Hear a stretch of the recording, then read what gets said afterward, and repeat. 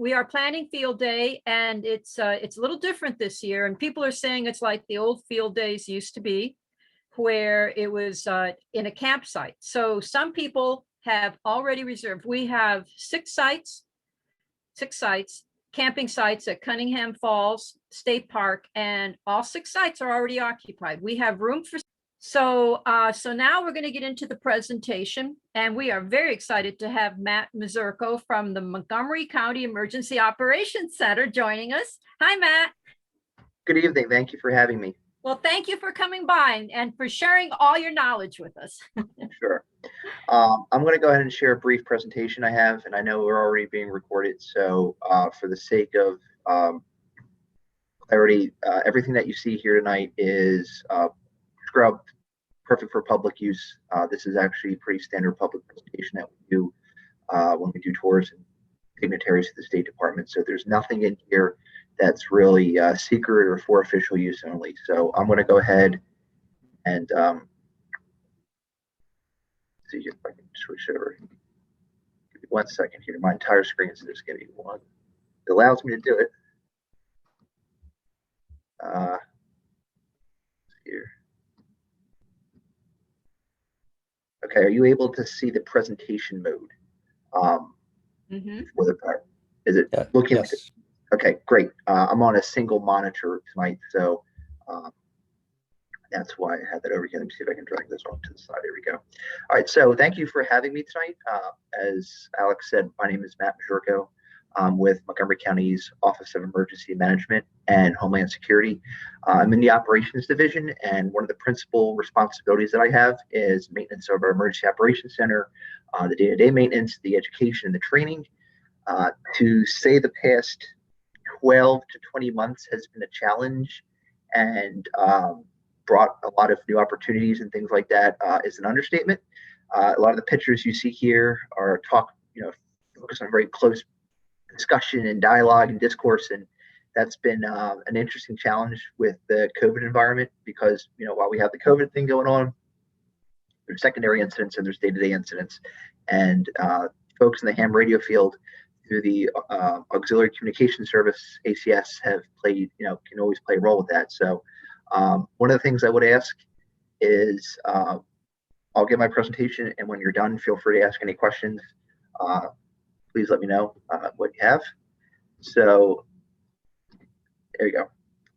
So capabilities of our Emergency Operations Center, in some ways they're very similar to other emergency operations centers. In others, they're quite different. We, just like any other EOC, we coordinate county and agency department resources. Most EOCs are very logistics heavy and planning heavy operations where we support and coordinate field response. We do not directly command and control. For those of you who have taken your ICS 100 class through FEMA's online independent study course, it talks a lot about incident command, unified command. We're the folks behind the scenes that support that. We don't command, we coordinate. Do monitor 800 megahertz radio traffic countywide, as well as through the support of ACS, Al Taylor and Fred Bader and all the folks to them, the ham radio communications when necessary. We do monitor and can manipulate some traffic cameras in the county, particularly on county roads. A lot of people don't realize we have 500 square miles of our county. We have over 1 million people. There's more people in Montgomery County than some states, and over 5,000 miles of roads, several of which are primary evacuation routes out of the District of Columbia. So we are, there's regional responsibilities that we have, as well as county responsibilities. And we do have direct communications with state emergency management up in Baltimore County with NEMA, as well as the National Capital Region. From a planning perspective, Montgomery County, Prince George's County, and Frederick County, we operate, as a Maryland county first, but we also have considerations as part of the National Capital Region where there's folks that live in Hagerstown that drive down 270 into DC. There's folks that, work in Fairfax that live in Anne Arundel County. So we have, while they're in our jurisdiction, we have a public safety responsibility for them. And a big component of that is managing public information before, during, and after an event. things like this with community outreach are important, pre-incident messaging, recovery messaging. So there is a joint information center that is activated and stood up that is leveraged whenever our emergency operations center is activated. As far as the organization goes, we're the largest county emergency operations center in the state of Maryland. We have 54 seats. Part of that is the fact that while there's 19 municipalities that we support, 4 of those municipalities actually have a physical space in our EOC. That would be Rockville, Gaithersburg, Tacoma Park, and Chevy Chase Village. And the reason for that being is they have their own public works department, their own law enforcement. So they're the most populous, most dense of all of them. And again, information I'm saying in here is not, for official use only or anything. What you see in this presentation is scrubbed and sanitized stuff. So, like most emergency management agencies in the country, we use a web-based software platform to manage and document our actions during activations. In the case of Maryland and this part of the country, we leverage WebEOC, which is through the Javari Corporation. FEMA uses them as well. MEMA uses them as well. So it's just a lot of institutional knowledge and data sharing within the same platform. So our staff, when I say runs the EOC, we kind of corral and kind of keep things on track in there. The disaster manager, who is our director, Dr. Earl Stoddard, you've probably seen him a little bit in the news recently. He is, at the end of the day, ultimately in charge of decisions that come in and out of there. There's a lot of high level, at times tough calls that are made by our director there. And one of the things I do like to emphasize here is one of the many hats I do spin around on my head is I do a lot of the GIS mapping, the Geographic Information System mapping out of our EOC. We have made a concerted effort to have that readily available whenever our Emergency Operations Center is up. The reason being is, as I said earlier, while Montgomery County has over 1 million people, according to the last census, we haven't gotten our 2020 census numbers yet.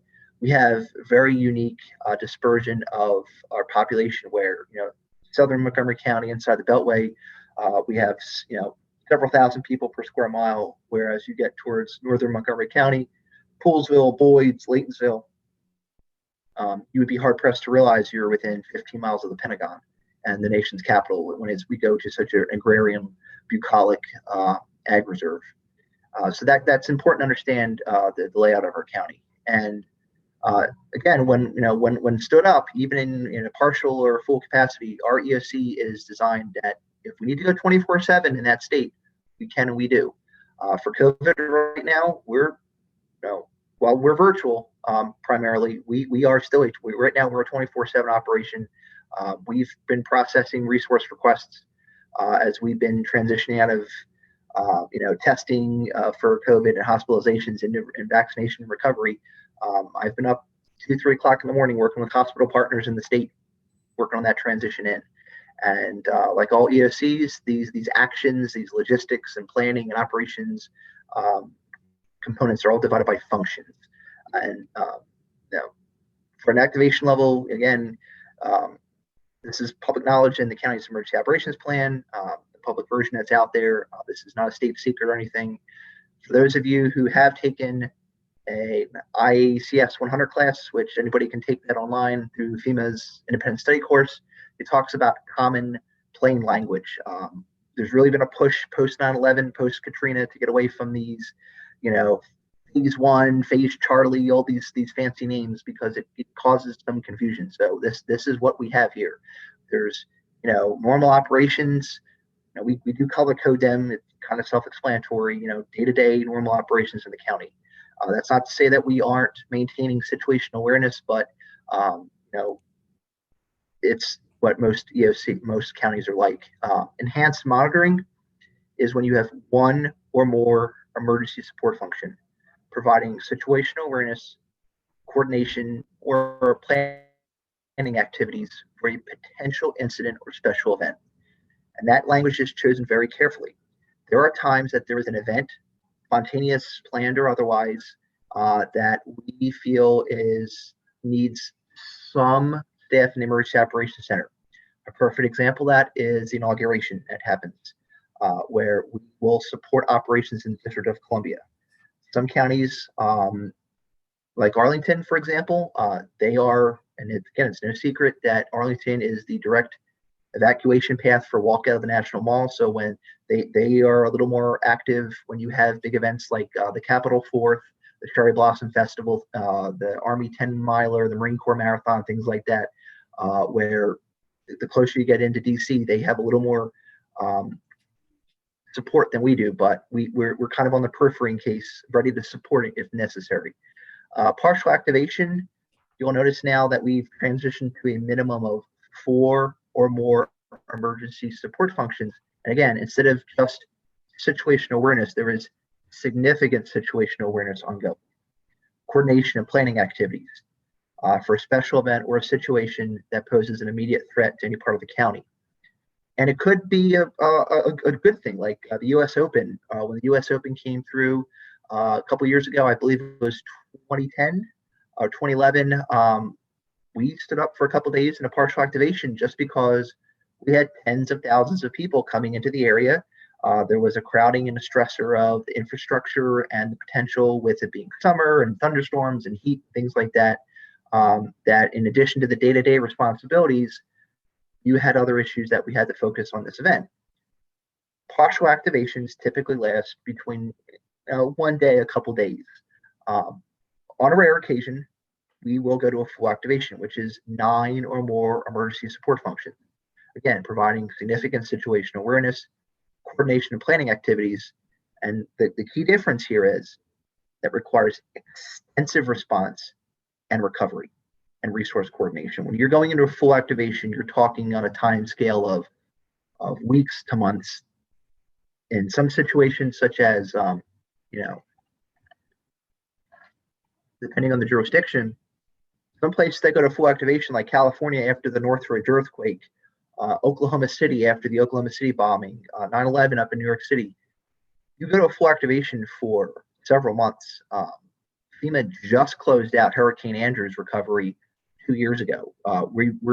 They're hoping to close out Hurricane Katrina's recovery, long-term economic recovery next year. When you go to a full activation, the time scale is very long. Because recovery is kind of that tail off that takes several years. Ellicott City 1 and Ellicott City 2, that Howard County, they're still working on the planning, recovery, and the economic recovery for that area. This is a really good slide. It's an important slide. These are all pictures of incidents that occurred within Montgomery County, the National Capital Region. Top left, December 2009. That's River Road near the WSSC plant in Cabin John. That's actually Cabin John's boat support unit and engine making rescues from cars that were stranded. One, I believe, a 60 or 65-inch water main blew out. And this is cold water. There is a bit of an echo in the background. I think someone else is unmuted accidentally. So we get the call. We're going down there. We're working on immediate life safety issues. We then realize that there's an infrastructure challenge because 190 is River Road in this location. So how are people going to get around the area? If there's a fire or secondary incident, how's the fire department going to go through there? Then we get the call from WSSC that says we've lost millions and millions of gallons of potable water. We are having a hard time, or we're going to have a hard time for the next 24 hours maintaining water pressure in the county for drinking, for fire protection, for sanitation. So how do we go and manage that incident within an incident? Well, you have a boil water advisor. You have emergencies to restrict usage of water. You'll notice on this picture, the leaves are off the tree. It's December. So we were actually very fortunate in that people weren't filling their pools. They weren't gardening. They weren't watering their lawns. They weren't really washing their cars. So while it was critical, we didn't have that push of extra water usage that was going on. So within 2 days, we were able to kind of balance that out. We were fortunate there were no major fires during that time. There was no other major incident that would really stress the water system out. Part of that process actually came a recovery from this, where WSSC now has monitoring software to listen to these large pipes and they've been very public about this, where we can detect when these pipes are starting to kind of get cracks and stresses in it. So they will proactively take a section of line out and replace it before this happens. So far, knock on wood, we really haven't had as many challenges from these larger pipes because this brought this infrastructure issue to the forefront. Top Middle, Metro, Red Line near Rhode Island, Tacoma Park. I believe this also was 2009. It was a very busy year where one train rear-ends another. You have the life safety issues, and then you have the cross-jurisdictional challenges. So, DC Fire is working with Montgomery County. We have some units from Prince George's County there, and where we've taken these people to with different hospitals. You can't overload and stress one hospital all the way. You have to work and kind of distribute the EMS load out. And then what about the family reunification after this? This is DC. There are people that come down for tourism, come down for university, come down for other reasons. And that is a big issue. People start calling in and said, hey, my kid goes to this, University of DC. They ride the red line. Where are they? How do we verify that information? So that's a big issue for our fire departments and our health department for that, as the lead agency for family reunification and mass casualty incidents. Top right incident, we talked about traffic cams earlier. You'll notice this little red line here. That's actually a kind of a photoshopped enhanced image looking southbound on Interstate 270, just south of the ICC. That was actually a tornado that we witnessed live on camera. We had this tornado warning put out June, I believe it was 13th, 2013. We stood up our EOC for bad weather that day, and sure enough, tornado goes right across. We kind of took this picture, took a screenshot, did a little bit of Photoshop on it, and we realized, this is happening right now. So we were able to go right back to the Weather Service while it was happening and say, you need to continue this tornado warning. You need to give Prince George's County a heads up. It's coming its way. And sure enough, this was a zero tornado, but it was on the ground for 20 miles. We had over 36 homes that were damaged by this. So once that, the immediate life safety was gone from the tornado, we're outperforming damage assessment. We're supporting the city of Rockville. We're supporting American Red Cross, getting permitting services out to try to get these homes cleaned up and taped off. And as with all disasters, there's always some nefarious actors that happen. We had to step up law enforcement presence in certain communities because there were some unscrupulous individuals who were trying to say, hey, I see there's a tree in your house. If you can give me a couple $1,000s tonight, cash, we'll come out tomorrow and we'll clean your house up. When in reality, they had no indication of doing that. So our Office of Consumer Protection was out to work to make sure, hey, put messaging out to the Joint Information Center saying that if people come in there and ask for cash up front to do stuff, be very wary of this. Don't do that. That's a common scam post-disaster. Middle row, it looks like a sheet on the Potomac River. You would be correct, it is. This was about 1,000 gallons of mineral oil that kind of leaked out of a waste energy plant in Dickerson, Maryland. Big issue on the Potomac River is, a lot of water systems draw from water there. So we have to identify chemically, is this lighter than water or denser than water? How is this going to pass? How do we capture it and boom it and clean it up? Some water systems draw from groundwater, so they weren't affected by this. Some are direct surface.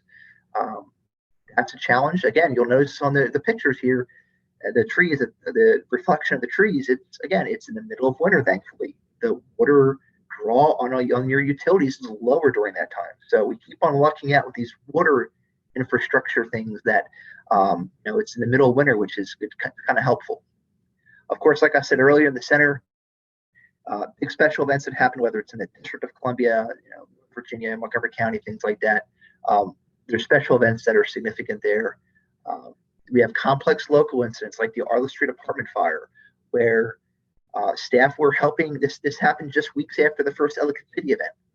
10 staff in Ellicott City, I was one of them, helping them out. I go home, take a shower, go to bed. 30 minutes later, my phone goes off and they say, hey, we have a problem. And sure enough, we do. These present unique challenges. For example, one of the things we're very public about is that the private sector did play a role in helping us with this.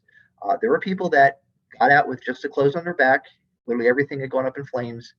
And once they get clothing or they need to be able just to drive to work a day or two later, well, the key fob to their car has burned up. So we were going out and talking to dealerships and saying, Ford, Chrysler, Subaru, Dodge, Porsche, we need some help from your techs to come down and help us reprogram and verify these cars and get them key fobs so they can just get back and go to work or take their kids to school or look for a new apartment in the interim. One of the more unique things you would never think about when you're talking about disaster. Of course, in bottom left, hurricanes.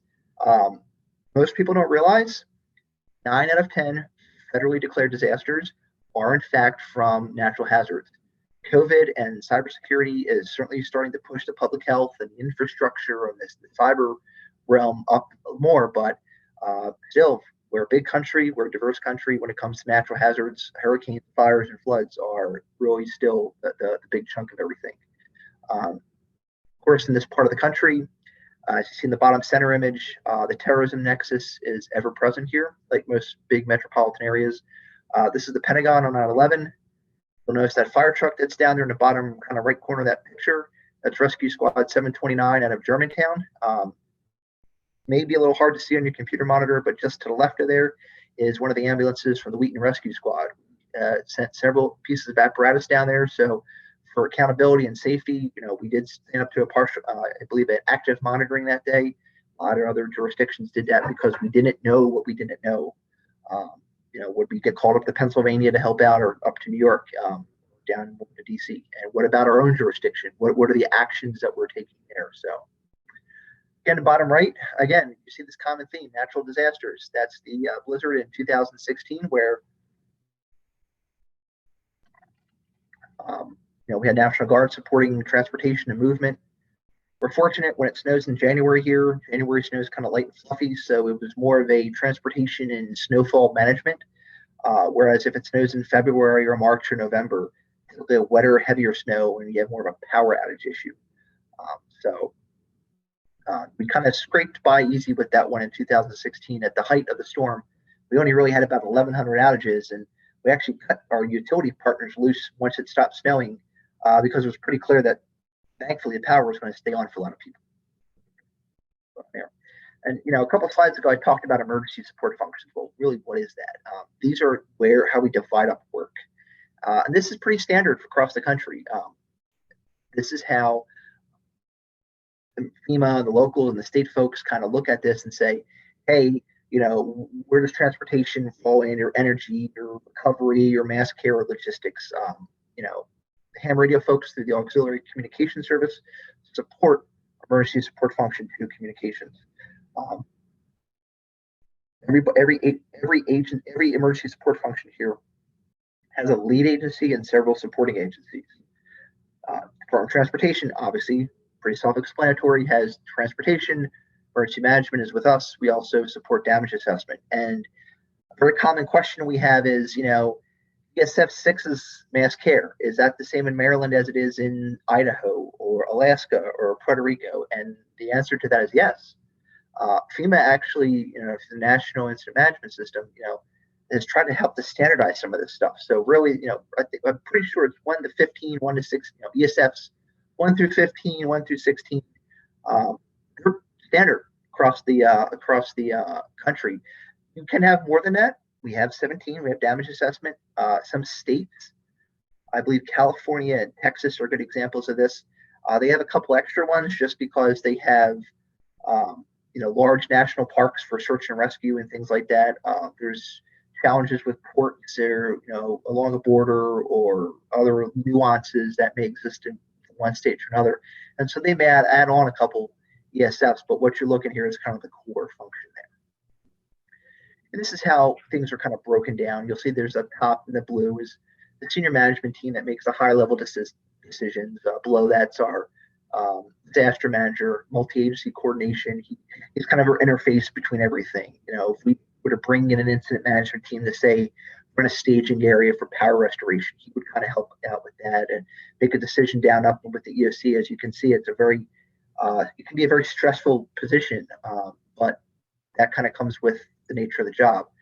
Below there, you'll see if you've taken any of those ICS classes, you see the planning section, the operations section, and safety, public information, and logistics and finance. That's very standard. That's in there. Below there in the gray is where a lot of the worker bees are. The ESF leads, the agency representatives.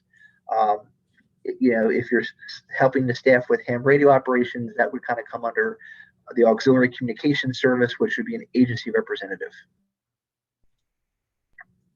Again, I apologize for skipping there for a second, but a lot of people say, what kind of technology do you use in there? This is a kind of a time-dated screenshot of WebEOC. It's nothing overly crazy. It's back from, I think, 2015, 2016. Doesn't really look like this anymore, but this is an example of emergency operations center statuses. So each EOC is responsible for leveraging WebEOC to let the rest of the region know, hey, our status is this, we're in our primary or our alternate sites. And that lets us know wow, a lot of EOCs are open. This really is affecting the whole region kind of disproportionately, or, is one area just getting hit pretty hard. So power outages, this is actually a public map. If you Google MEMA Osprey power outages, it should be the first or second link. MEMA has kind of taken all the utility providers and all their public outage maps and kind of combined the information and gives you what you'll see up top is a raw number of customers and the percent of the overall customer base down. This is kind of a good example of showing that, hey, small counties like Allegheny and Carroll, 2,000 or 3,000 outages is about 5% of their population, whereas Baltimore County, Montgomery County, Frederick County, they can have a couple thousand outages, and it's a lot less. And that maps like this and technology are helpful, GIS maps like this, because utility markers and utility boundaries don't respect the county border. Montgomery County is a perfect example of this. We have 3 utility providers. Towards Frederick County, it's Allegheny Power. Towards the Howard County line, it's BG&E. Most of the counties Pepco, but we still have to negotiate back and forth. Some places, like the Eastern Shore, have a lot of little electrical cooperatives that are out there. So I know the difference of across the street or going back and forth is pretty. Again, another GIS example here is this was an example and an exercise that we did where we had a hurricane that gave us a dam failure and a tornado. And to look at, say, okay, well, give me this tornado path.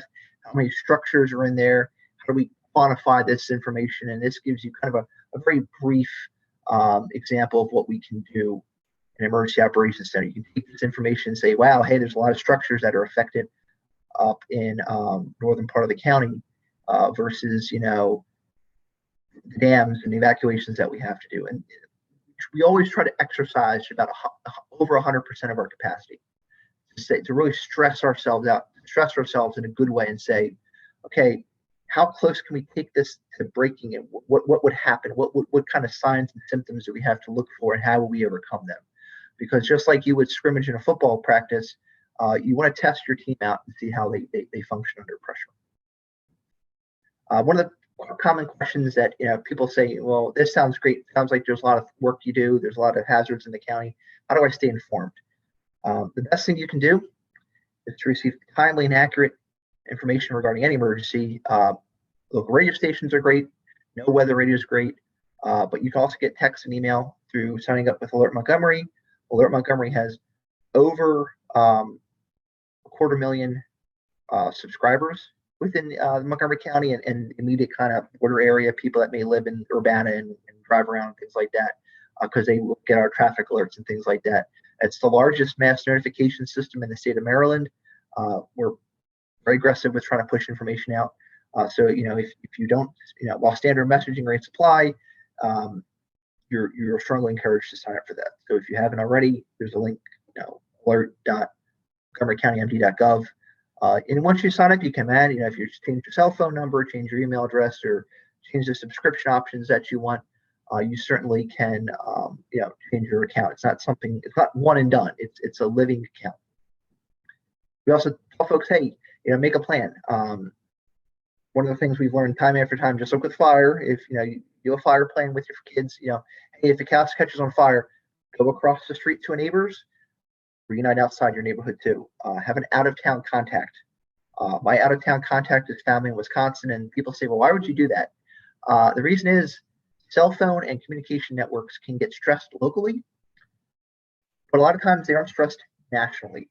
So if you just send a quick text message to my family in Wisconsin and say, hey, I'm safe, I'm good, they can go and notify my parents in Philadelphia that, okay, Matt's safe, he's good, and they can take care of that. It's an area, it's utilizing communication that may not be affected by a disaster.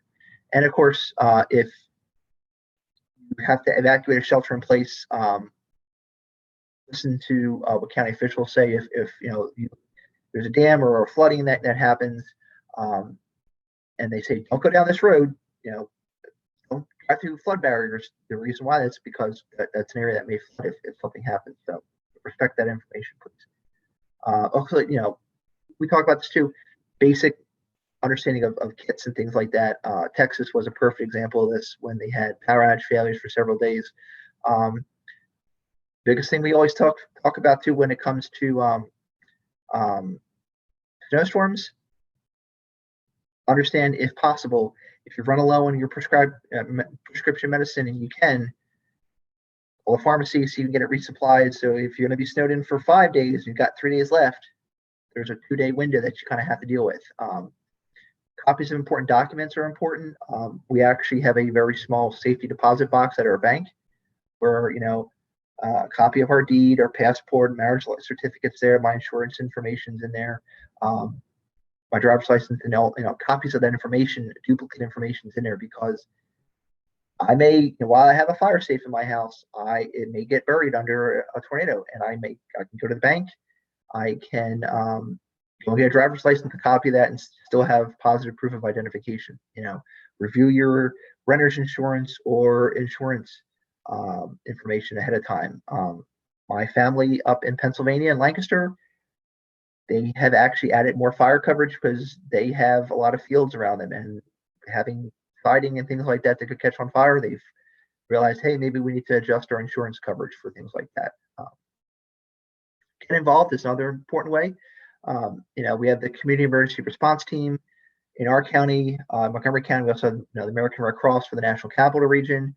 The Auxiliary Communication Service is through Fred at Bader and Al Taylor and all them. I know there's some folks here that are a member of that. That's the primary service that is used to support emergency ham radio operations in the EOC.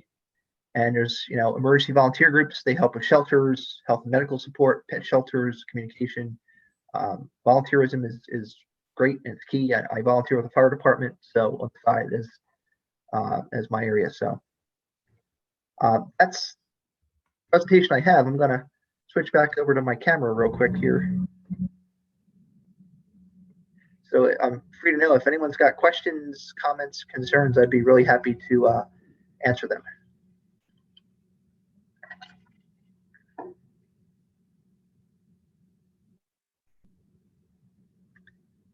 No? I think we have everybody on mute. So if people want to ask a question, they have to look and unmute to. Thank you, by the way, Matt. That was very interesting. And it was interesting from a lot of us, just like practically, personally, how to prepare and how we can help the county stay prepared. Both of those things. Yeah. So does anybody have questions for Matt? Especially like if somebody wants to join or, be part of the EOC, the monthly drills, and just be part of that network. How can people do that? Yeah, I had a question. Are you able to hear me? Yes, sir. Oh, okay. I don't remember you saying where your EOC was located. You said you had access to traffic cameras. Does that mean you're inside the police building? And if that's the case, it's not going to be that easy for people to visit. Is that where you're at? So our office is located at Public Safety Headquarters on Edison Park Drive. It's the old National Geographic building. That's a publicly listed building. Our Emergency Operations Center is at a non-listed building in Gaithersburg. We are co-located with some other traffic management and 911 center. We are behind the firewall in that area. Again, it's nothing crazy that I'm talking about here, but we do have the ability to manipulate pan tilt zoom some traffic cameras in the area. We can give tours out when COVID's over, but again, because it's a non-public facing building, if this group would like to have a tour of that building, we can do that. There would have to be some steps for bringing ID, things like that, getting a list ahead of time. So, yeah, I would think it would have to have security clearance or something like that to be in. Gaithersburg, that's a surprise. I would have thought should have been more centrally located. we have alternate locations too throughout the county, and without going into too much detail, part of the continuity of operations plans that any county government would have is you take a look at if your office is not co-located with your EOC and you have a no-notice event, how quickly can you relocate to that facility? There's dynamics in plan in every county. Some counties, they're 911 center, EOC, their offices are all co-located at the same building. Others that are out there, they intentionally move things around and disperse. So if the worst should happen, you don't have everything in all your eggs in one basket, and not necessarily from an active terrorism standpoint, but if you're in a zone that is prone to wildfires or hurricanes or earthquakes, you don't want to put everything in one central location. Oklahoma and the Midwest, a lot of times, they'll have their 911 center on one side of the county and their public safety building on the entire other side. And if they know there's bad weather coming, they'll just stick some staff in there proactively. There's thousands of cases and examples for or against that. Is your building tall or in an open space with good access? I mean, you must, because you have radio. We have good access, and that's about all I'll say. That's it. Once you've been here, you'll see you it. Can't say, but has Alex approached you about putting one of our repeaters on your roof? That is a discussion we could have at a later time, Okay. offline, when it's not recorded. Okay. We have other communication equipment on there, so I mean, Yeah, it must work, right? It's certainly strong enough. It's certainly strong enough to maintain it. It's not like it's a tin roof or anything. Okay. All right, a discussion for the future, Matt. All right, more questions, please. This is John, WA3UHZ. You mentioned that the county has transitioned over to an 800 megahertz second tier P25 system, I think is what you said. But there is also a 700 megahertz Maryland interoperability radio system. How do those two connect or interface with each other? So I'm not the biggest radio head out there. I know that the Maryland interoperability is a project that is run through, and I don't want to speak out of give bad information. So the best I can understand it is there is a statewide, if we bring a team in from Indiana or something like their National Guard unit, and they can kind of link and interface through the 700, 800 megahertz radio systems that the state can help.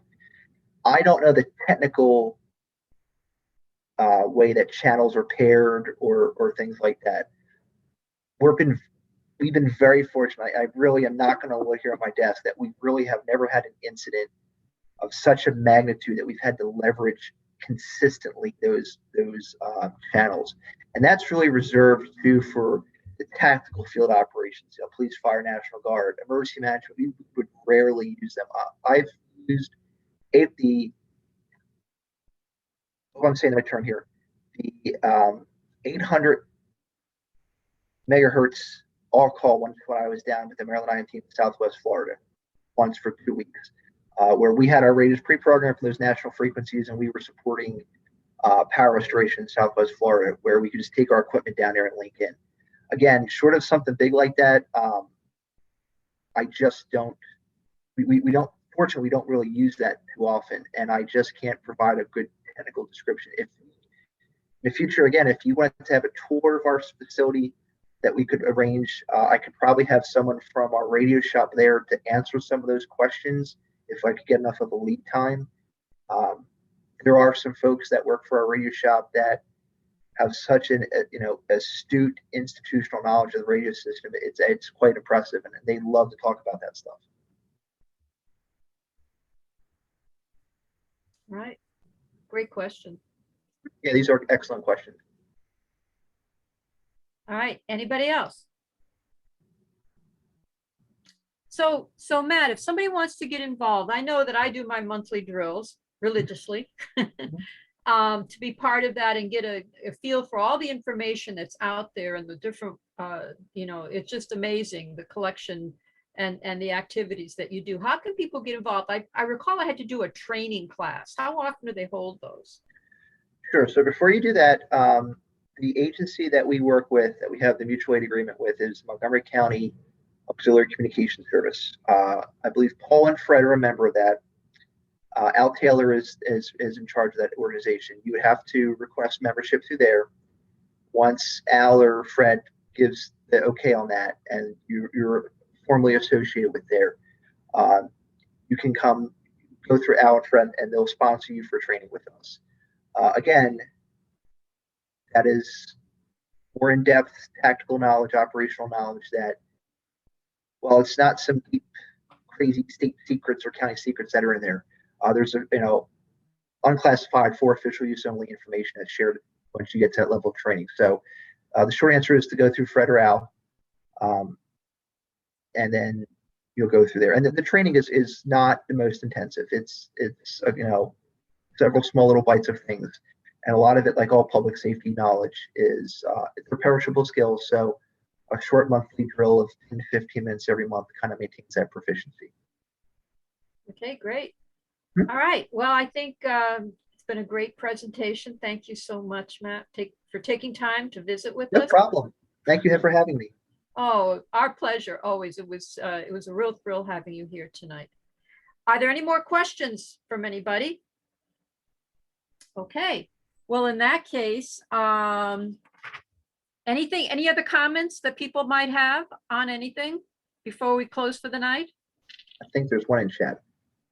Ah, okay. Yep, there. Tom put the MCA, ACS link in there. Ah, okay, yeah. So if everybody wants to see that, if you want to see how to contact Al, there's the link there from Tom, W3TDH. Okay, well, thank you. Thank you again, Matt. Terrific presentation. We're going to have it up on YouTube by tomorrow. So, and I'll send you a link to that also. Thank you again. All right, so do I have a motion to adjourn? So Actually, can I just make moved. one quick question or comment? Yes, yes. Yeah, so I was going to say this was also really very timely because I don't know if everybody's aware of it, but on the Tuesday night emergency and public service nets, we actually had been going through the ICS courses. We, I think, already finished 100, 200, and I think now we're working on 700.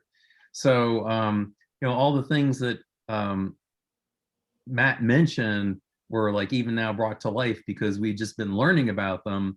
And so those are really important things to understand. And I would say, I mean, it is true that if you're going to become active in MCACS, you really should take those courses. And the reason is because if we ever are called to help out, obviously they're operating under NIMS and ICS. And if you don't understand how the system works, you're not really a help to them. You're actually more of a problem. So if anybody really is interested in helping out with that, then definitely get involved with ACS and definitely get the ICS training. Great comment. Thank you. Thank you, Fred. Thank you for that. If I may. Yeah. While people are signing up to MCACS, when you get to the sign up page, you will also have the opportunity to check a box to sign up for the Amateur Radio Emergency Service.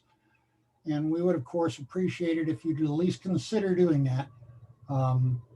And then it broadens the areas in which you might be able to serve. Okay. All right. Thanks, Tom. Any other comments?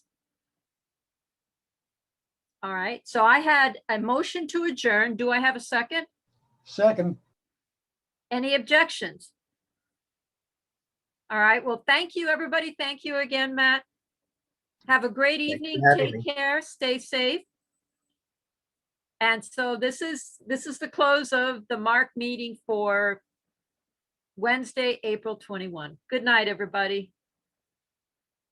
Take care. 73.